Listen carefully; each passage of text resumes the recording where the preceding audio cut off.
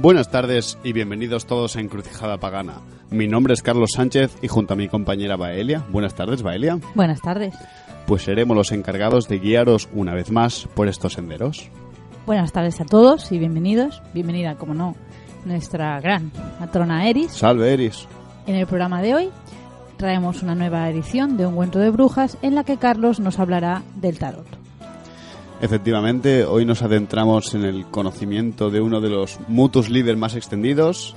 Así que, queridos oyentes, acomodaos y continuad escuchando, que estas son las palabras dedicadas a todos vosotros, de dos paganos, en nuestro peculiar cruce de caminos. Comienza la aventura.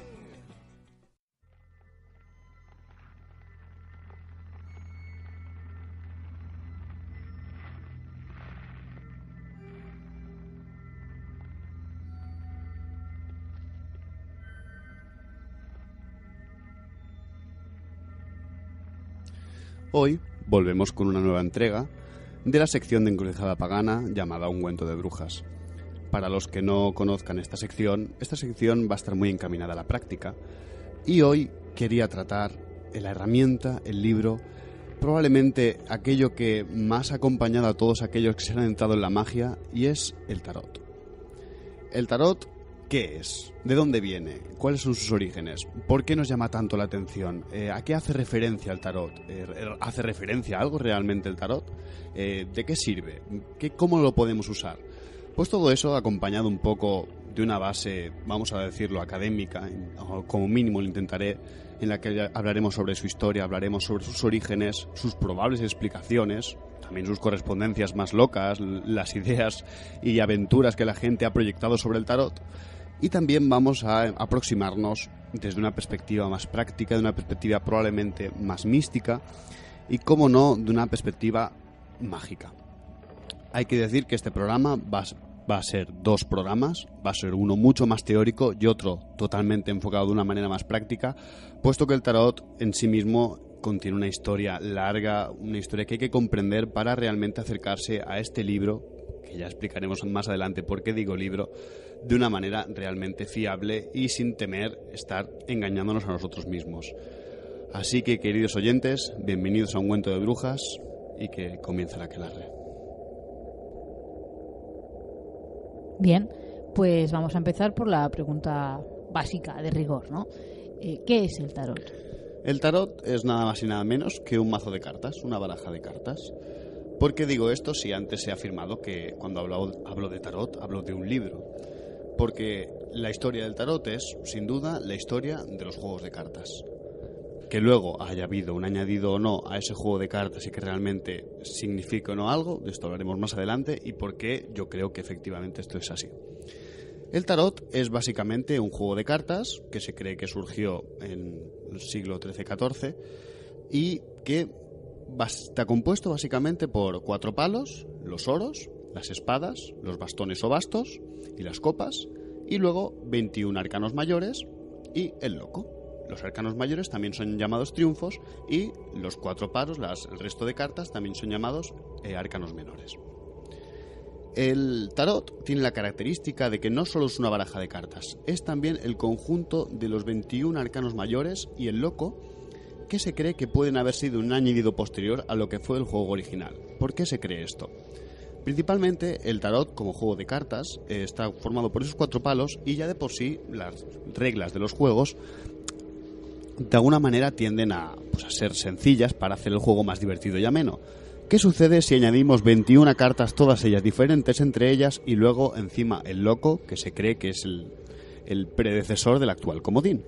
Que sin duda alguna el juego se complica, por lo que lleva a los teóricos del tarot a pensar de que cuando hablamos del tarot y sus 21 cartas o triunfos o arcanos mayores, estamos hablando de un contenido simbólico añadido más allá del simple juego, porque sin duda alguna el tarot como juego no tiene mucho sentido añadirle esos 21 cartas. Es demasiado complicado de repente, y más cuando es un juego que probablemente era algo que se hacía pues desde una manera así sencilla y vamos a decirlo, pueblerina, ¿no? Todos de alguna manera jugaban a cartas, y de hecho los naipes originales eran producto de ricos, pero poco a poco se fue extendiendo. Fue un uso que, al fin y al cabo, todo el mundo quería jugar a cartas. De hecho, las primeras noticias de barajas de cartas, por ejemplo, que tenemos en España, son del año 1310, que de eso hablaremos más adelante, y, bueno, básicamente decían que los juegos de cartas pues tenían sus peligros, que los caballeros no podían jugar, que de alguna manera era algo que debía moderarse, no estaba bien visto jugar a cartas, por lo que se cree que era algo bastante extendido. Y lo que eso lleva a pensar que el añadido de esos 21 triunfos, que hay que decir que es cierto que existe una modalidad de juego del tarot, que es el que se juega en Francia, que no tiene nada que ver con el tarot como lo conocemos, el de Marsella o el de Visconti, que son los más antiguos, ¿no? Sino que es otro tipo de tarot que realmente tiene otras normas de juego, pero que sin duda alguna su origen es el mismo. Efectivamente se usaron como forma de juego, pero también realmente dan a pensar de que su contenido, el hecho de que la imaginería medieval que hay en estas cartas, da a pensar de que no se trata de un simple añadido inocente. Por eso, cuando se habla de tarot, se habla de mutus liber, porque el tarot en sí mismo contiene un código simbólico en esos 21 triunfos y el loco que nos reflejan que efectivamente el tarot está hablando de más allá de un simple juego. Para los oyentes que no sepan a lo que me refiero, a lo que me remito cuando hablo de mutus liber significa en latín libro mudo.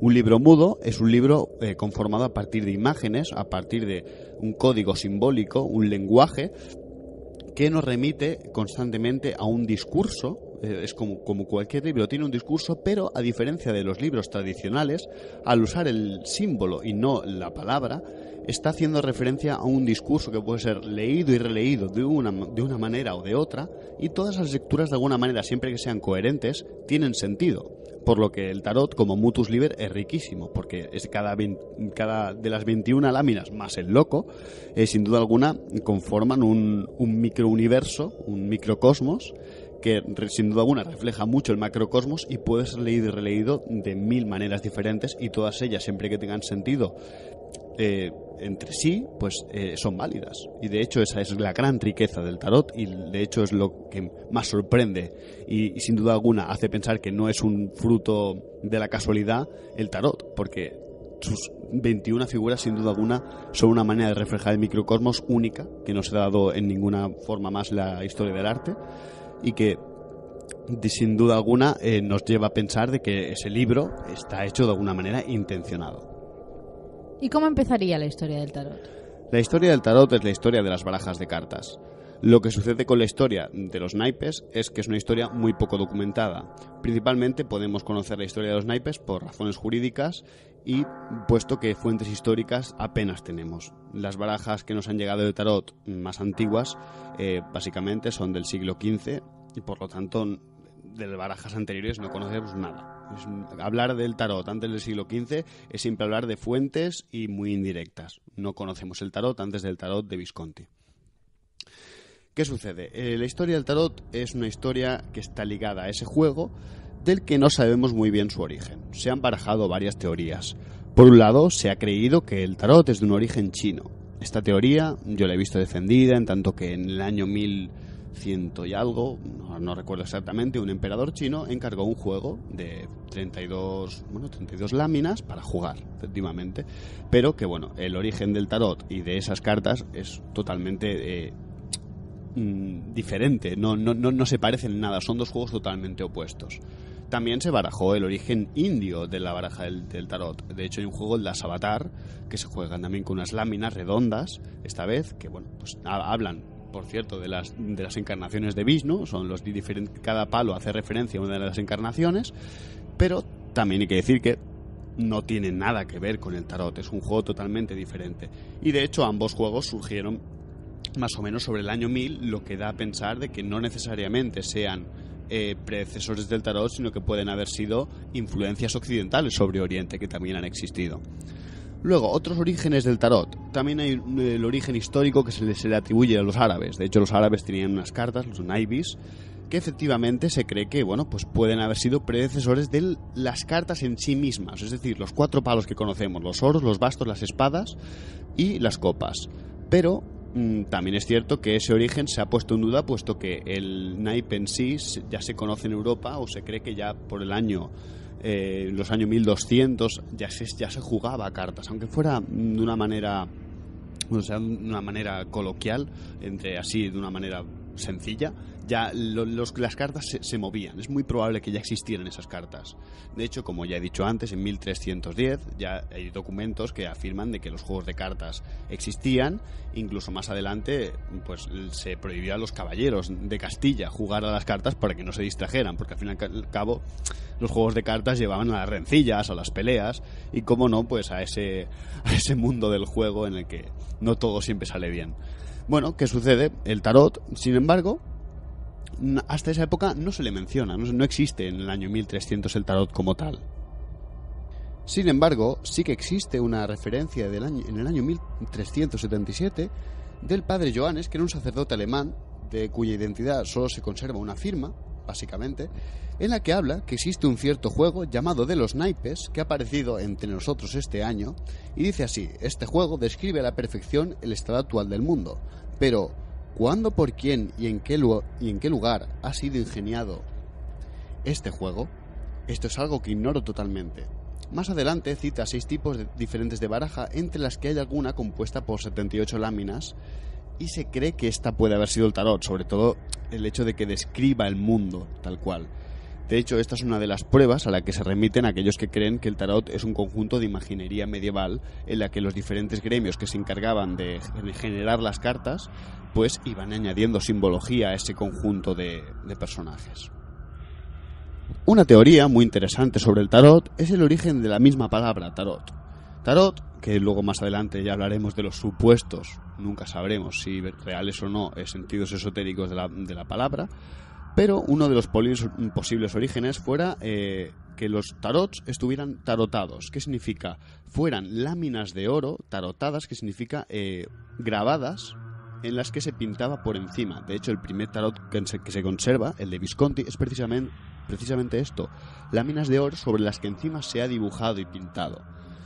¿Qué sucede? Este origen da por sentado 2 cosas. La primera, que los tarots, tal y como los conocemos, con su contenido simbólico en oro, era algo, obviamente, de las clases pudientes. Las cartas, y ahora hablamos del gremio de los carteros, era un producto en su origen realmente caro y de caballeros y de nobles, nada de los pobres. Luego los pobres ya tuvieron sus propias ediciones manufacturadas o ediciones pobres, como veremos ya en el año 1650, por ejemplo, con el tarot de Biville, que ya hablaremos de él, que es súper interesante. Pero bueno, volvamos. Los gremios de carteros eran gremios, pues efectivamente, de personas que se dedicaban a hacer cartas. Surgieron por la necesidad de que, bueno, efectivamente la gente jugaba cartas, necesitaban a alguien que pintara cartas. Pero las cartas en sí mismas eran un producto muy, muy valioso, por 2 motivos. Primero, porque si estaban hechas en oro, como en las del Visconti, es decir, eran cartas para nobles, eso era un producto de lujo. Y si no, eran como mínimo dibujos a mano. Y no eran pocos, si eran un tarot eran 78 cartas, pero si no era el tarot, da igual, eran 56 cartas pintadas a mano. Aunque fueran símbolos sencillos, no era algo realmente fácil. Pero ¿qué sucede? Bueno, pues que luego surgieron ediciones simplificadas, y con la llegada de la imprenta, pues las cartas sin duda alguna se expandieron porque pudieron hacerse copias de una manera más ágil. Bueno, pues estos gremios de carteros recibían encargos y vendían a un precio muy alto sus cartas, y se cree que este gremio, precisamente, pues coló de una manera inocente estos 21 triunfos o arcanos mayores en las barajas de cartas, y que por ello las barajas de cartas de los ricos, los tarots, que se conservan hoy en día, bueno, tienen todo ese lujo, pero contienen esa simbología que, como ya hemos dicho antes, es probable que no sea gratuita y no sea nada perteneciente al juego en sí mismo. El primer tarot, el de Visconti, data del año 1415 o 1430 aproximadamente. Es un tarot por el que se pagaron 1500 piezas de oro, o sea, fijaos lo caro que era realmente un tarot. Y bueno, hoy en día se conserva como uno de los tarots, no solo los más antiguos, sino además de los más bonitos, porque es realmente una pieza de arte. Por desgracia hay 2 cartas que no se conservan, si no recuerdo mal, son el Diablo y la Torre. Esas cartas pues se perdieron, y ahora las ediciones que recuperan las ilustraciones del Visconti, pues a partir de copias posteriores que se hicieron de este juego de cartas, se ha intentado reconstruir más o menos pues esas 2 que faltan, y ahí están. Pero la verdad es que merece mucho la pena echarle un ojo a este tarot porque es muy bonito. La verdad es que es un tarot que como mínimo hay que decir que es muy bonito. Pero la historia del tarot es una historia muy reñida, puesto que, por ejemplo, en 1423 San Bernardino de Sinalanza, en Bolonia, pues lanza un ataque muy, muy fuerte contra estos juegos de naipes y contra el tarot mismo.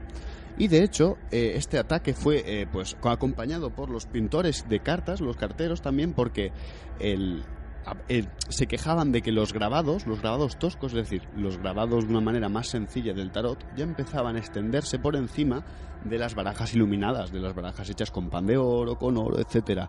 Es decir, ya se estaba popularizando el juego de una manera más para la gente de la calle, y era algo que ya se estaba extendiendo y que se precisaban ediciones baratas. Pero, y aquí empieza lo interesante, el tarot desde el principio ya genera controversia y ya genera pues opiniones de que esconde algo. De hecho, una cosa muy, muy divertida es un tratado anónimo que propone una explicación para ya el simbolismo de las series, es decir, los llamados arcanos menores. Que, por cierto, es muy divertido comentarlo, puesto que hoy en día le damos un significado muy profundo, que si las espadas, que si son el aire, que si los bastones el fuego, las copas el agua, y todo ese significado pues mágico, alquímico incluso, ¿no? Pero ya surgieron explicaciones de estos significados en la antigüedad y eran mucho más banales. De hecho, dice así: las espadas recuerdan la muerte de aquellos que se desesperan con el juego. Los bastones indican el castigo que merecen los que trampean. Los oros muestran el alimento del juego. Las copas, en fin, el brebaje por el que se apaciguan las disputas de los jugadores. Bueno, y tiene totalmente sentido esta lectura. Y básicamente el tarot ya despertó sus inquietudes desde la antigüedad. El tarot ya desde su origen generaba tal inquietud y realmente se veía que había un contenido simbólico, que ya hubo un autor, Guillaume Postel, que entre 1510 y 1581 realizó pues viajes por Oriente y que básicamente se dedicó a investigar estas cosas.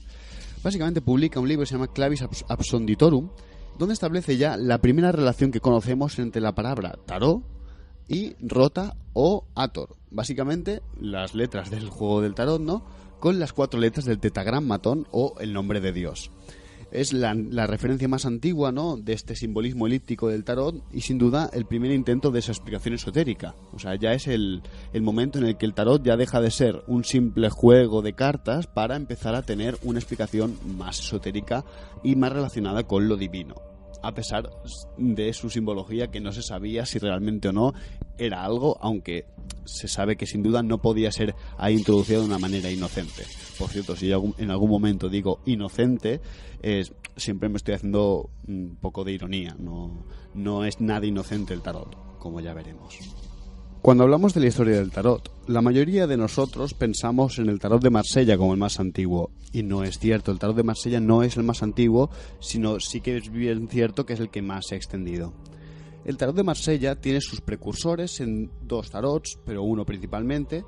Uno de ellos, el menos conocido, probablemente es el tarot de Viville, que data del año 1650 y que posee unas características determinadas que lo hacen un tarot muy interesante. Básicamente su simbología pues cambia en algunas cartas, como la torre, la estrella, la luna y el sol, pero sin embargo, aún así, en la propia baraja esa simbología sigue teniendo una cohesión interna muy interesante. De hecho, os animo a que busquéis esa baraja de cartas y ojeéis precisamente esas cartas que he comentado: la torre, la estrella, la luna y el sol, porque veréis que la torre no es una torre, sino que es un árbol en la que arriba hay una nube de la que va a caer un rayo.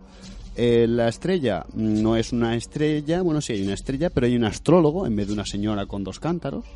En la luna veréis una señora con lo que creo recordar que es una rueca, básicamente está hilando, es una mujer que está hilando lana. Y la última es el sol, es el caballo triunfante, que por cierto es una simbología, el caballo con el niño encima, que es una simbología que se repite más adelante en el tarot de Rider, el tarot de Rider White. Bueno, la cuestión es que este tarot fue uno de los precursores, junto con otro que es el tarot de Noblet, que es el tarot de alguna manera el más antiguo de los que conocemos del estilo de Marsella, y es del que a partir de ahí, del de Noblet, sí que se inspira en el resto. El de Noblet ya tiene la torre como la torre, la estrella tal y como la conocemos, etcétera.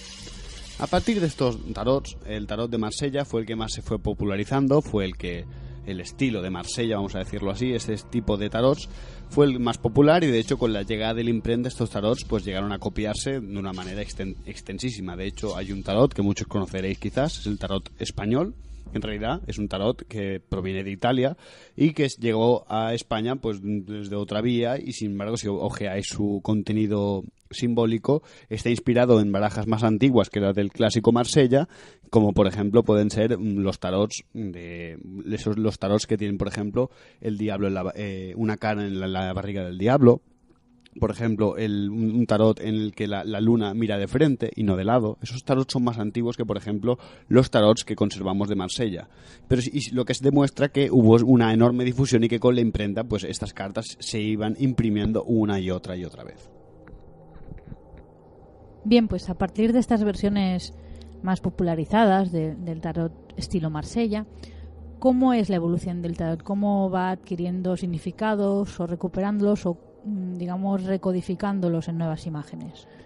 El tarot efectivamente sigue su curso, es decir, el tarot sigue extendiéndose, la gente sigue conociendo el tarot, pero ya comienzan a surgir teóricos como Kurt de Kevelin, del que luego hablaremos, más adelante Oswald Wirth, Eliphas Levi, Papus, y ya más adelante gente directamente metida en el mundo esotérico como Gareth Knight, Crowley, Paul Foster Case, Arthur R. White, hay un montón. Básicamente, pues todos estos autores fueron añadiendo sus teorías al tarot, y de alguna manera fue introduciéndose de una manera más en el mundo esotérico. Es decir, en la adivinación, la cartomancia ya existía desde antes. El tarot ya se usaba como cartomancia, pero de alguna manera el hecho de que estos autores más esotéricos y con ideas pues más ocultistas irrumpieran en la historia del tarot significó que el tarot fue apropiado de alguna manera a este círculo de gente que empezó a ver en él una determinada simbología. Esto hizo que se empezaran a hacer diferentes ediciones del tarot, por así decirlo, en el que se incluían la simbología más adecuada a lo que en realidad ellos decían que explicaba el tarot. Ya Kurt de Kevelin ya hace pues referencia a que el tarot es un libro egipcio del famoso Hermes Trismegisto, el libro de Thoth, etcétera, y él propone ya unas determinadas ilustraciones. Más adelante Oswald Wirth también hace lo mismo, propone otras ilustraciones para el tarot, muy simbólicas todas ellas.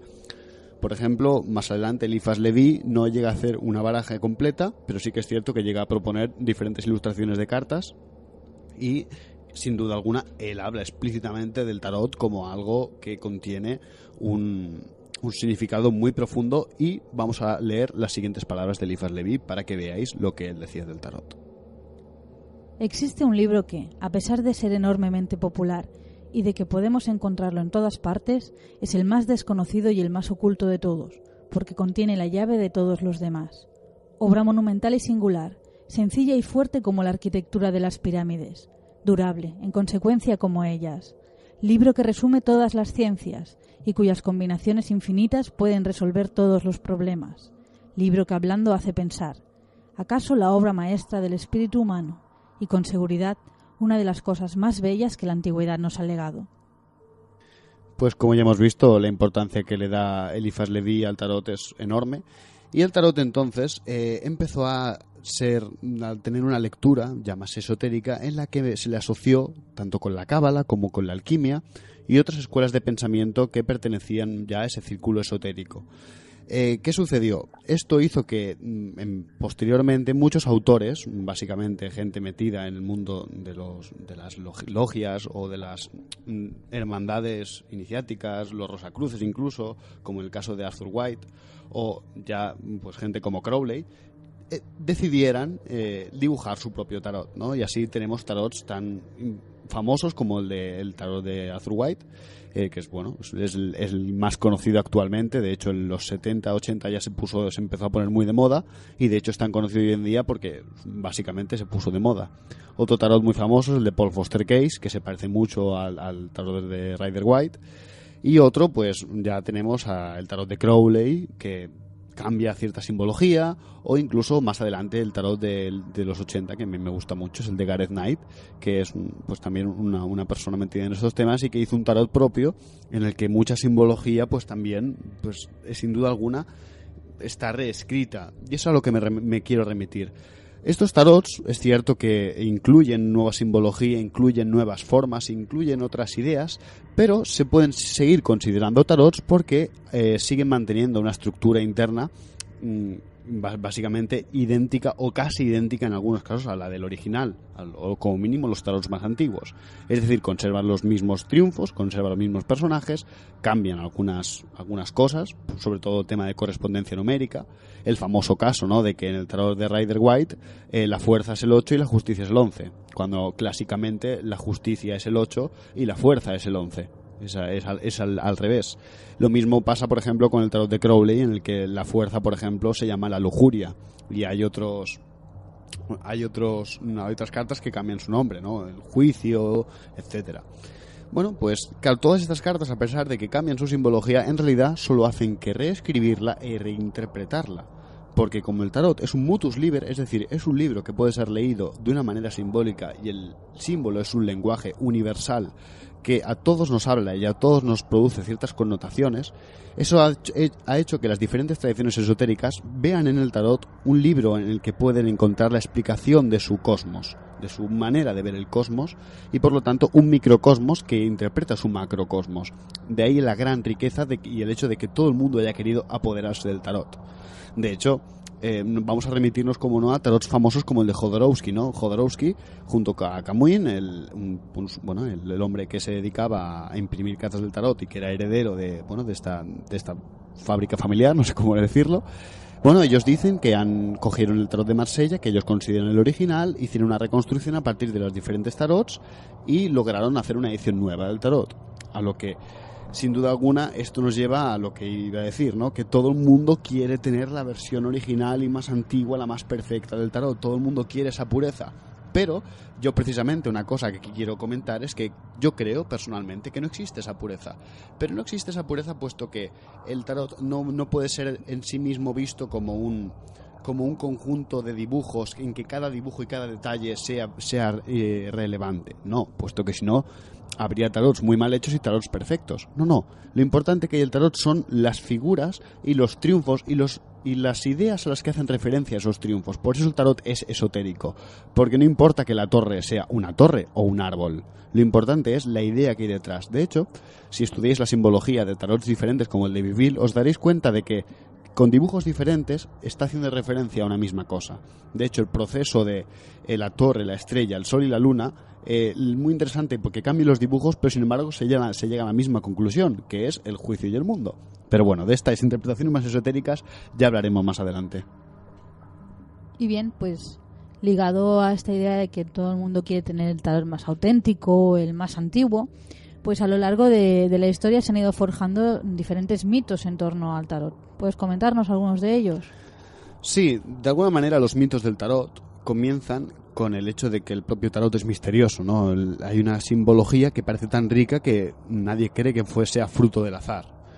De hecho, como mucha gente ya creía eso, se empezaron a atribuir muchos mitos al propio tarot, y entre ellos el más famoso, el que nos ha llegado hasta nuestros tiempos, es el de Kurt de Gebelin, que en 1781, en su libro Monde Primitif, hablaba del tarot como un libro egipcio que conservaba pues unas determinadas ideas herméticas y que de alguna manera fue conservado y pervivió en la historia a partir del juego de cartas, y que ha llegado a nuestros días pues de una manera inocente, pero que sin embargo esconde mucho detrás, ¿no?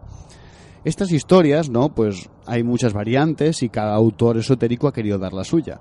De hecho, la historia más común es que se cree que el tarot efectivamente viene del libro de Thoth, ¿no?, y que a partir de ahí pues los grupos gnósticos, los grupos de alquimistas, básicamente fueron transmitiéndolo, y que a partir del incluso hay versiones que dicen que en Fez, en 1200, se codificó el tarot de una manera para presentarlo como juego de cartas, otros no, otros que sin embargo dicen que sobrevivió así, pues de una manera más escondida, y que de repente a alguien se le ocurrió meterlo en las cartas como de una manera para presentarlo al público, y que así los verdaderos iniciados pudieran acceder a ese conocimiento. Bueno, todos estos, al fin y al cabo, son historias de las que no tenemos ningún fundamento. De hecho, otra historia en la que merece la pena entrar es el origen cabalístico y el origen hebreo del tarot.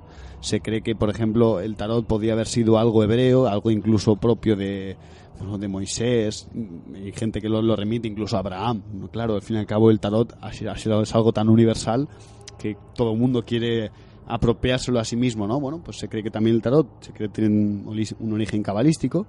De hecho, bueno, la atribución que se hace de las 22 letras del alfabeto hebreo a las 22 cartas o los triunfos, es el que el loco, ya hablaremos de si es un triunfo o no más adelante, en el próximo programa probablemente, sobre esto, ¿no? Se atribuyó a cada carta una letra, y luego es muy divertido porque cada autor hace sus correspondencias. Hay gente que dice que el loco es el Aleph y no, hay gente que empieza por el mago, que es el número 1. Así que las diferentes atribuciones pues que se han hecho a lo largo de la historia y a los mitos que se le han impuesto al tarot son muchos. Otros de los mitos no asociados al tarot es que, bueno, pues puede tener un origen cátaro, un origen gnóstico, un origen cabalístico, incluso un origen gitano, que obviamente ninguno de estos orígenes es comprobable históricamente, y de hecho, por ejemplo, el origen gitano se sabe que ellos no fueron los introductores de las cartas, pero sí que se sabe, sin embargo, que fueron de los primeros en practicar la cartomancia. Por ejemplo, ¿no? El tarot está pues acompañado de esta nube de misterio. Y como no se sabe muy bien cuál es su origen, de ahí que se le hayan ido atribuyendo y metiendo cosas, ¿no? Una cosa que me comentaba Baelia era que cómo puede ser que si las cartas ya empezaban a ser prohibidas en el año 1300, y cómo es que a alguien se le ocurriera meter el mutus liber en un juego de cartas que iba a ser prohibido. Bueno, hay otra versión que te dice no, pero es que quizá las empezaron a prohibir porque vieron que aquello no era solo un simple juego de cartas. Bueno, de hecho, ya en el año 1600, ¿no? El italiano Garzoni escribe una minuciosa descripción del tarot que responde a lo que conocemos como tarot de Marsella.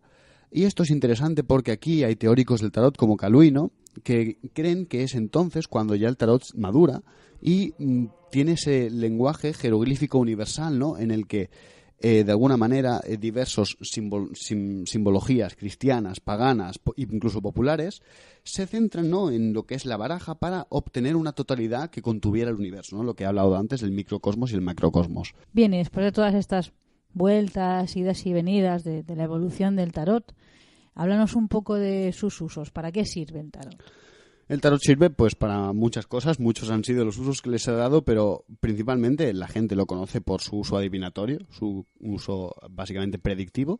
Otros lo conocen por su uso más psicoanalítico, como una forma de analizarse a uno mismo, y otros, sin embargo, lo conocen más con un uso más místico o incluso esotérico. Pero el tarot, para ser comprendido en su totalidad, debe ser visto como algo más que un simple juego de cartas, y por eso yo aquí defiendo la teoría del libro. Si concebimos al tarot como un libro, pero un libro que no ha sido encuadernado, sino que es una baraja de cartas, ya de por sí presenta una característica muy interesante. El tarot está sujeto al azar de la carta, está sujeto a que puede ser mezclado, su orden puede cambiar, y por lo tanto eso añade una riqueza al libro. Es decir, no es un libro en el que necesariamente las páginas deban tener un orden, aunque es cierto que hay una numeración, lo que también nos permite ver el libro del tarot como un libro numerado, como un libro con sus páginas. Pero si comprendemos el tarot como un libro que puede ser barajado, puede ser movido, es entonces cuando, pues de alguna manera se nos abre la comprensión, ¿no? Y nos permite ver que el tarot puede darnos varias respuestas y que el tarot no es un libro de una única respuesta o una única historia. ¿Por qué? Porque el tarot puede ser visto como una herramienta de imaginar, es decir, de crear imágenes, de permitir adivinar a partir de los símbolos que se crean con las tiradas, porque de alguna manera estos te están contando una historia que a ti te despierta algo, o también lo puedes concebir como un libro, pero aunque sea no adivinatorio en el sentido predictivo, pero sí en un sentido divinatorio, sin la A. Es decir, el tarot como una herramienta que te permite acceder a, si queremos hablar en términos junguianos, los arquetipos, o si queremos hablar en términos más esotéricos, a lo divino, te permite acceder a eso a partir de esos códigos simbólicos y un diálogo que se establece entre tú y la baraja, entre tú y las cartas, y te permite conocer de alguna manera la edad de oro que está por venir. Pero la edad de oro en el sentido de el proceso alquímico, si queremos denominarlo así, o el proceso natural, ¿no? En el que el ciclo se cumple y de alguna manera cada carta del tarot representa la parte del ciclo en la que tú estás y en la que tú te ves metido y por lo tanto en la que tú te mueves. Y por lo tanto el tarot siempre es universal porque a todos nos toca. Por eso esa simbología es tan rica, ¿no? Porque la fuerza, la fuerza la podemos considerar de muchas maneras, pero la fuerza la hemos sentido todos. Física, mental, espiritual, emocional, como queramos. Lo mismo pasa con la templanza, la muerte. Al fin y al cabo, el tarot hace mucha referencia a esos universales que todos conocemos. En resumidas cuentas, el tarot es una herramienta y un libro que puede ser tanto numerado como no. Por lo tanto, ¿cómo acercarnos al tarot y cómo empezar a utilizarlo? Bueno, pues como todo libro, primero hay que abrirlo. Y básicamente consiste en adentrarse en qué busca y qué nos pretende decir el tarot. ¿Por qué he considerado tan importante, y creo que es muy importante que todo conocedor del tarot sepa de su historia? ¿Por qué lo he hecho tanto hincapié en ella? Es básicamente porque esto nos demuestra, nos hace pensar, como mínimo creo yo, que el tarot no es solo un conjunto de símbolos puestos al azar de una manera pues inocente, no para nada, sino que estamos hablando de un libro que esconde pues un cierto camino esotérico, pero yo no hablo del camino esotérico que lo enlaza con la cábala y que lo busca meter con la astrología y que busca meter cosas simbólicas. Probablemente las tenga, yo no niego ese trasfondo, sino que estoy hablando de ese camino esotérico que realmente ha sabido, pues de alguna manera, ser algo más que ocultista, o al ser algo más que mágico, ser algo más que, pues de alguna manera místico, y empezar a ser tradicional, popular. La gente, el tarot es algo popular. De alguna manera, eso es la grandeza del tarot, que ves a los 4 evangelistas representados, pero también ves cosas que no son precisamente de la iglesia, ¿no? Como un mago o un loco o la muerte, cosas así que no necesariamente tienen un significado. ¿Por qué esa riqueza es tan importante? Porque de alguna manera permite que el tarot tenga tantas lecturas como lectores haya. Todo aquel que quiera comenzar con el tarot se va a encontrar con el dilema de comprarse o hacerse una baraja del tarot. Y entonces verá que si no conoce la historia del tarot, se verá confundido, puesto que hay tarots que tienen una simbología determinada y otros que es totalmente opuesta o inexistente directamente.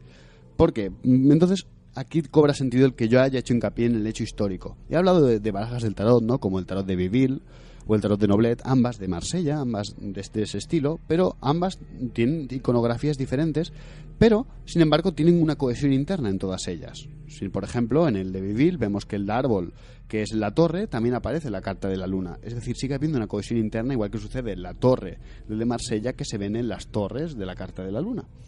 Es decir, el tarot en sí conserva un diálogo interno. El tarot no puede ser azaroso. Por lo tanto, si conocemos la historia del tarot, sabremos que hay unos arcanos y hay unas cartas y hay unas figuras y unos símbolos que están más allá de luego la reinterpretación que se le haya querido dar. Y aquí nos encontramos que hoy en día hay 2 tipos de tarot, así en grosso modo.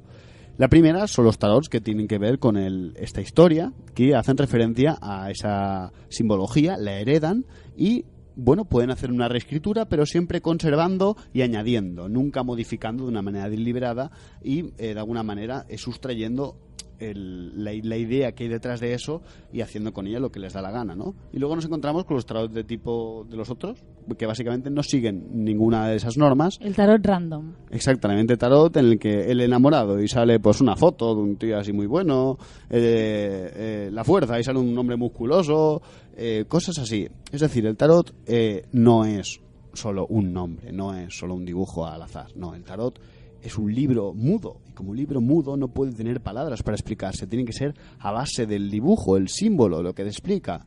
Un ejemplo para que digan, pero entonces si el dibujo cambia, ¿cómo puede estar explicándome la misma cosa? Un ejemplo está en la alquimia, y es muy claro.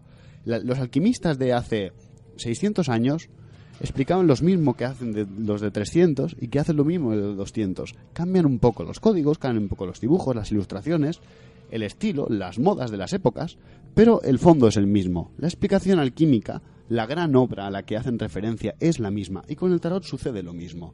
Cada carta puede tener sus modificaciones, ¿no? Por ejemplo, el tarot de Rider White, por ejemplo, mira a la izquierda. El tarot del Marsella mira a la derecha. Sin embargo, el tarot de Beville, de 1650, mira a la izquierda también. No, quizá no es lo importante hacia dónde mira el loco. Quizá lo importante son otras cosas del loco. Lo importante del loco es que siga siendo el loco que lleva una bolsa en el hombro con un palo y que se dirige vete a saber dónde y que un animal lo muerde o le ladra diciendo para allá o hazme caso. Y al fin y al cabo pues se dirige hacia un destino incierto. O sea, lo importante es la figura que hay detrás de eso.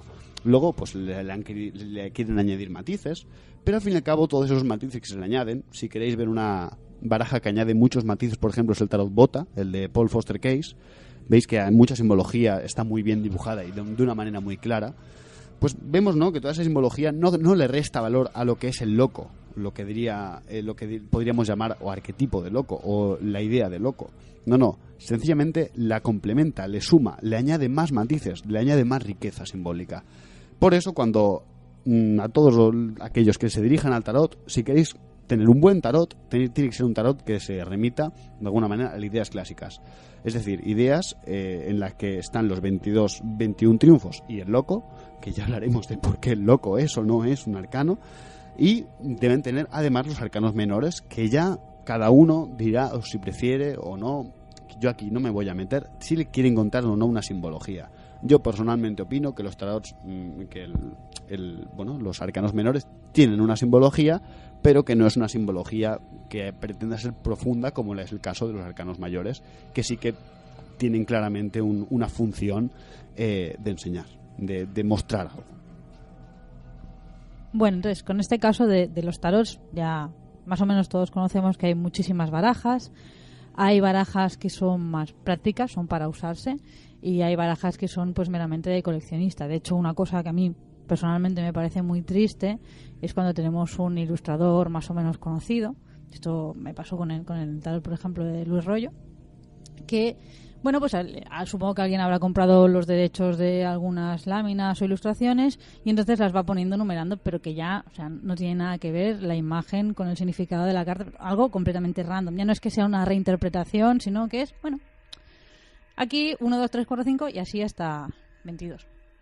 ¿Vale? Entonces, aparte de esto, vamos a ver muchos tarots que normalmente están dirigidos, pues eso, o a coleccionistas o a gente que los usa en principio con fines adivinatorios, y entonces van acompañados de un librito pequeño, normalmente en unos cuantos idiomas, en el que pues hay una línea, ¿no?, a lo mejor de descripción de cada carta, desde los arcanos mayores hasta los arcanos menores. Entonces, cuando uno quiere aprender en el tarot y adentrarse un poquito más en este mundo y darle un uso, incluso en el adivinatorio, ¿no?, para que sea, digamos, una lectura con cierto sentido, no una lectura de la máquina esa de que le metes la mano y te sale un papelito, o con una frase también un poco random, ¿no? Entonces, cuando nos queremos adentrar en este mundo, ¿cuál sería la aproximación? Hay tarots que van acompañados de libros de las personas que los diseñaron, sobre todo estos de simbología más complicada, que a lo mejor nos saldría más a cuenta de coger un tarot antiguo que hemos perdido las explicaciones y solo tenemos nociones perdidas. ¿Cómo nos acercamos al tarot? Personalmente, y esto es muy importante, ya dije que un cuento de brujas iba a tener, bueno, reflexiones y opiniones personales, y esta es totalmente mi visión personal de cómo acercarse al tarot. Creo que la mejor manera de acercarse al tarot es desde varios ángulos. Tú no puedes enfocar el tarot desde un único punto de vista. Y para empezar, quiero, por favor, rogarles a mis oyentes que se olviden, por favor, como favor personal, se olvidaos de los libros de correspondencias, los libros que os explican cartas. De momento, olvidaos por ahora. Luego podéis cogerlos y podéis leerlos y podéis contrastarlos. Pero el tarot tiene que ser como un experimento. Nadie puede decirte si a ti te gusta o no te gusta determinada comida. Tienes que ser tú el que la pruebe y decidir si te gusta o no, y qué matiz recibe tu lengua y qué matiz recibe tu cuerpo y cómo reaccionas. Pues con las cartas sucede lo mismo. La aproximación a ellas debe ser de una manera totalmente personal. No puedes. Los libritos estos que nos acompañan en las barajas no sirven de nada. Lo mismo sucede con las barajas. No todas las barajas sirven. Y por eso aquí yo digo que al tarot merece la pena acercarse desde varios ángulos. Ya he hablado de que hay dos tipos de barajas, ¿no? Las que contienen la simbología y las que no. ¿Y cómo saber si una contiene la simbología? Pues mira, esto es básico. Hay que irse a historia del tarot y mirar diferentes barajas de tarot. Yo recomiendo que la primera que le echen un ojo es la Visconti, que es la más antigua, y que luego vayan pues a los tarots de Viville, de Noblet, de Dodal. Bueno, hay diversos escuelas, diversas cartas, ¿no? Que contienen esa simbología. Recomiendo eso. Pero luego también recomiendo que vayan a tarots más contemporáneos, pero que sin embargo conserva la simbología y también son mucho más accesibles a nuestro imaginario colectivo. Por ejemplo, el del tarot de Rider-Waite es el más conocido, y no es en vano que es el más conocido. ¿Por qué? Porque conserva la simbología de los tarots antiguos, modifica algunas cosas, pero también permite unas lecturas mucho más vivas, los colores son muy agradables, permite acercarse desde otro ángulo, pero conservando esa misma simbología. ¿Y qué sucede? También digo que no hay que conformarse solo con el de Marsella o solo con el de White. No, todo lo contrario. Hay tarots muy interesantes como el de Crowley, el de Gareth Knight mismo, que lo descubrí hace poco y realmente me he quedado sorprendido con ese tarot. O el de Oswald Wirth, él mismo hizo un tarot, ¿no? El que llamaba el tarot de los imagineros medievales, que básicamente es un tarot, reilustrado con una reinterpretación, pero que también conserva mucha simbología, por cierto, muy parecida a la del Bota en algunas ocasiones. Básicamente, lo importante es que la persona que quiera aproximarse al tarot debe hacerlo desde diferentes ángulos, con diferentes barajas, porque así se percatará de que el tarot es un idioma que hay que aprender. Es un idioma que tú puedes ver en diferentes barajas, pero cada baraja se convertirá en un dialecto, pero todos hablarán el mismo idioma. Cada baraja te hablará de una manera o de otra, pero lo importante es que cada baraja tú entenderás la palabra que hay detrás de ese dibujo. La palabra entendida no como algo cerrado, sino como algo que te abre la mente a una posibilidad no definible de una manera intelectual. Básicamente un procesamiento simbólico. Este es muy interesante porque el tarot funciona con pensamiento simbólico, por lo tanto está siempre abierto a analogías y a nuevas interpretaciones. Queridos oyentes, si queréis aproximaros al tarot, cogeros y mirad varias barajas, y que tengan esa simbología clásica. Y no os guiéis, ¿vale? No os guiéis por los libros. Los libros están muy bien cuando son buenos, pero si no, eso es como si te dicen que la sal tiene que ser salada y el azúcar dulce.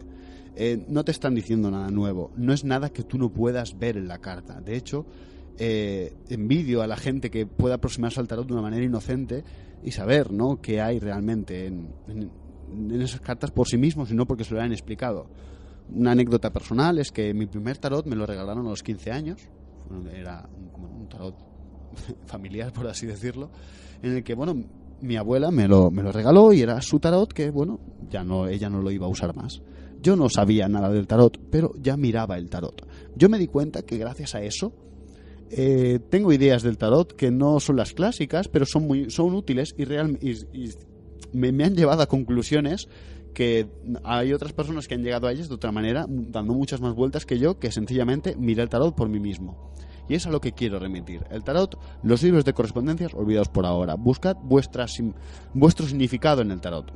Acercaos de una manera universal, es decir, intentad abarcar diferentes dialectos para que aprender el idioma sea mucho más rico, pero de esa manera no estaréis agarrados a una tradición o a una forma de ver el tarot que puede ser muy limitante. Porque al fin y al cabo es un juego muy rico. Otra opción, yo creo, es que se pueden usar diferentes tarots para diferentes fines.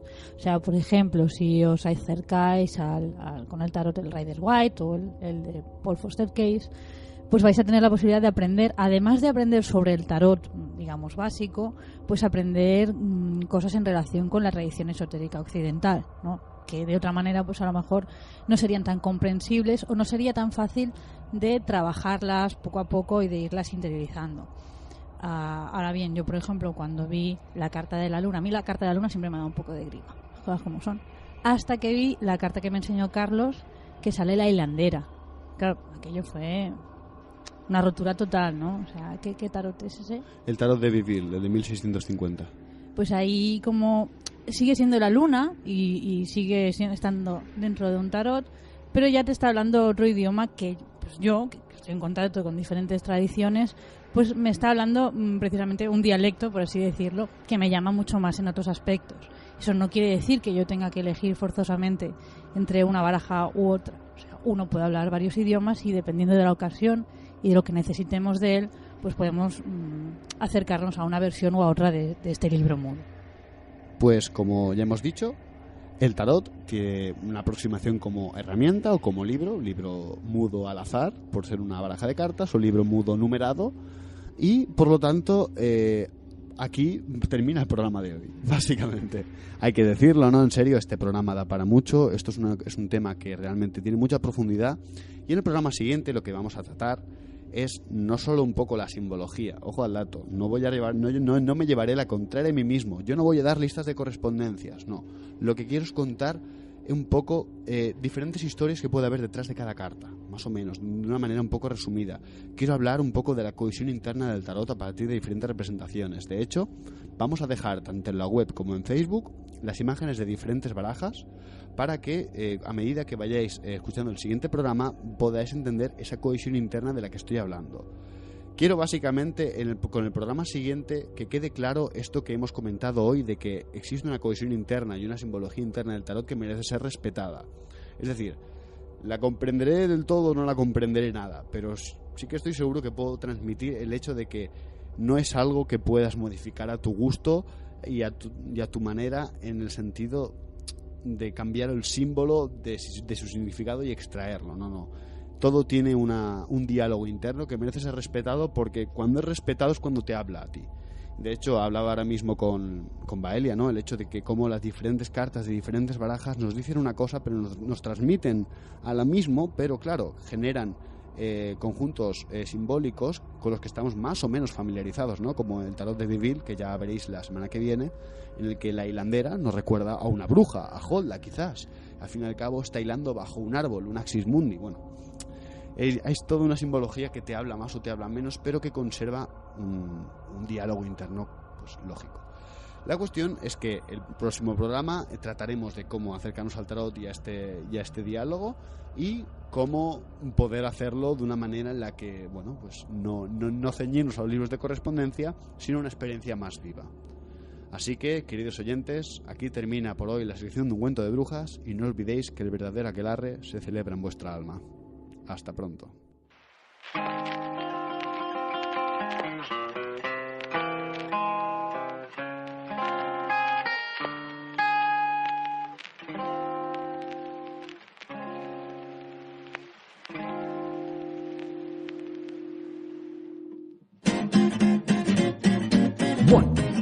One, two, three, four.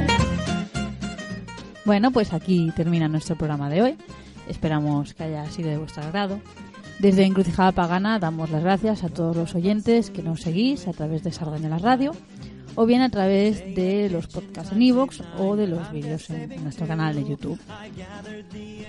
Así que, queridos oyentes, como nos decimos una vez más, salve Eris, y os esperamos el próximo miércoles a las 6 de la tarde aquí en Encrucijada Pagana, en nuestro peculiar Cruce de Caminos. Hasta pronto.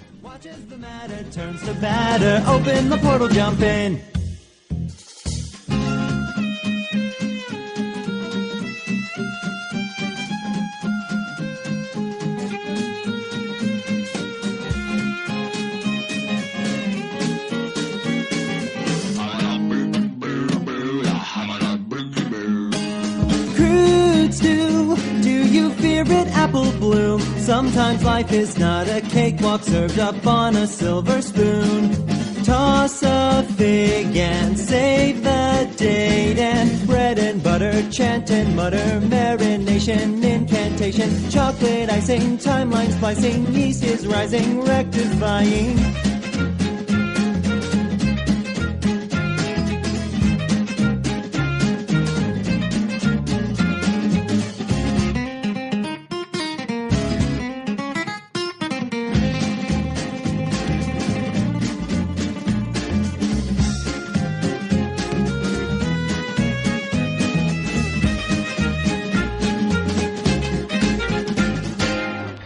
If you're hearing this, England, Please don't make a portal, just accept it and move on. My cauldron is preheated and I've got you in my thrall. Let's beat these yoke and save my folk by breaking the fourth wall. Watch as I work my gypsy magic, see pony tears and probe alone. God help this outcast with her witchcraft, someday I'm gonna go home. Someday I'm gonna go home.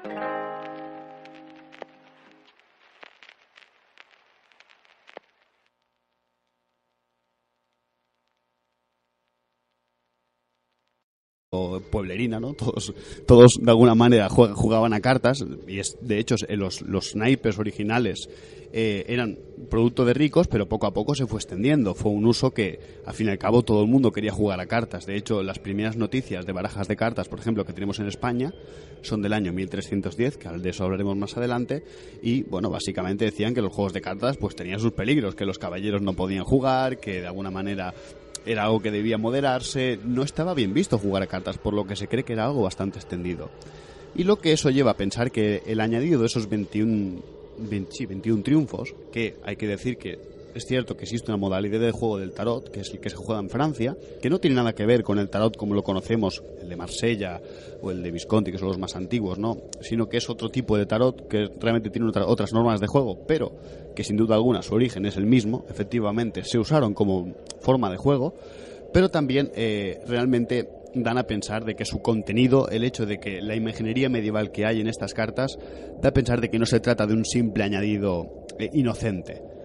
Por eso, cuando se habla de tarot, se habla de mutus liber, porque el tarot en sí mismo contiene un código simbólico en esos 21 triunfos y el loco que nos reflejan que efectivamente el tarot está hablando de más allá de un simple juego. Para los oyentes que no sepan a lo que me refiero, a lo que me remito cuando hablo de mutus liber significa en latín libro mudo. Un libro mudo es un libro conformado a partir de imágenes, a partir de un código simbólico, un lenguaje que no es. ¿De dónde viene? ¿Cuáles son sus orígenes? ¿Por qué nos llama tanto la atención? ¿A qué hace referencia el tarot? ¿Hace referencia a algo realmente el tarot? ¿De qué sirve? ¿Cómo lo podemos usar?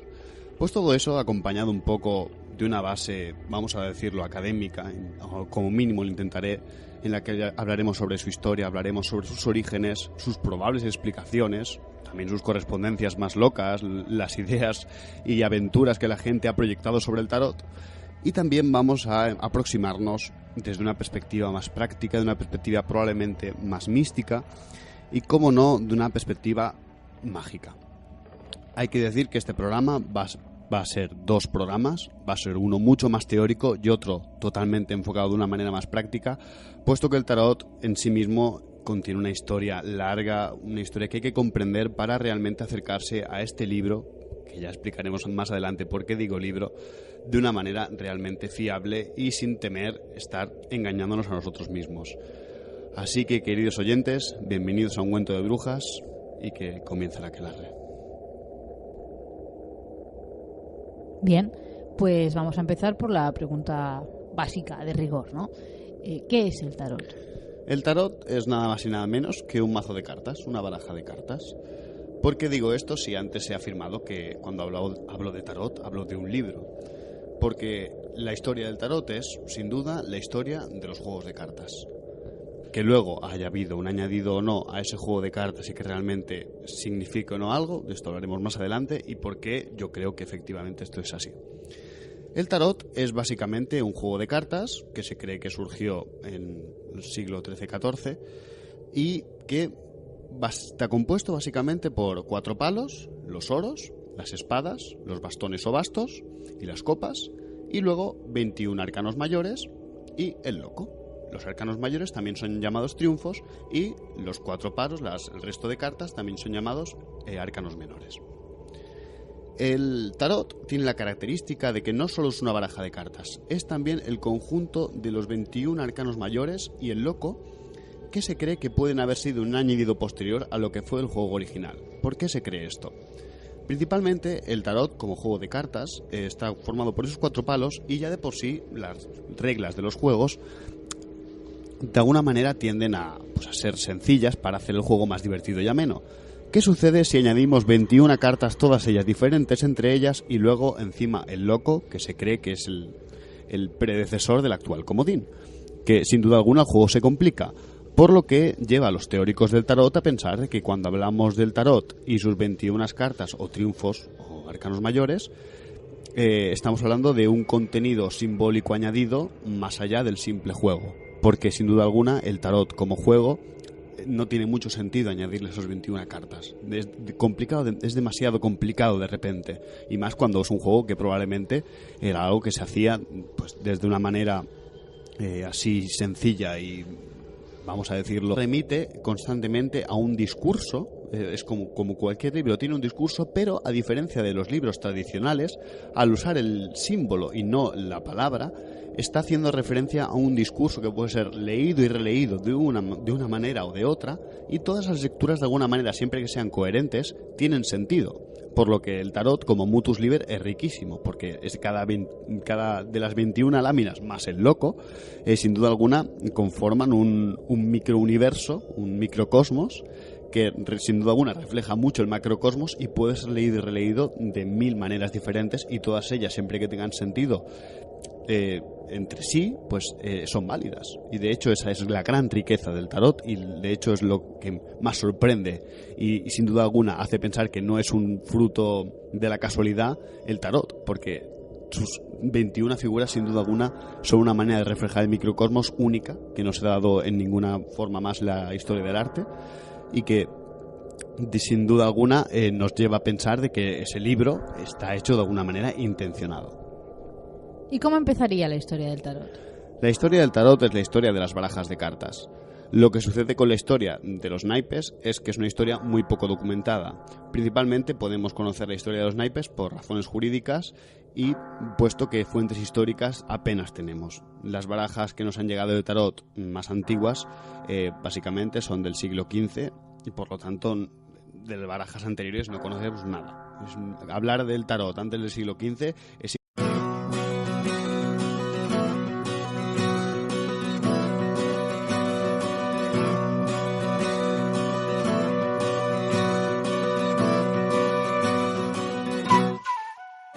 Buenas tardes y bienvenidos todos a Encrucijada Pagana. Mi nombre es Carlos Sánchez y junto a mi compañera Baelia. Buenas tardes, Baelia. Buenas tardes. Pues seremos los encargados de guiaros una vez más por estos senderos.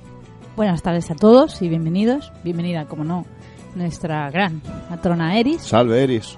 En el programa de hoy traemos una nueva edición de Ungüento de Brujas en la que Carlos nos hablará del tarot. Efectivamente, hoy nos adentramos en el conocimiento de uno de los mutus liber más extendidos. Así que, queridos oyentes, acomodaos y continuad escuchando, que estas son las palabras dedicadas a todos vosotros, de dos paganos, en nuestro peculiar cruce de caminos. Comienza la aventura.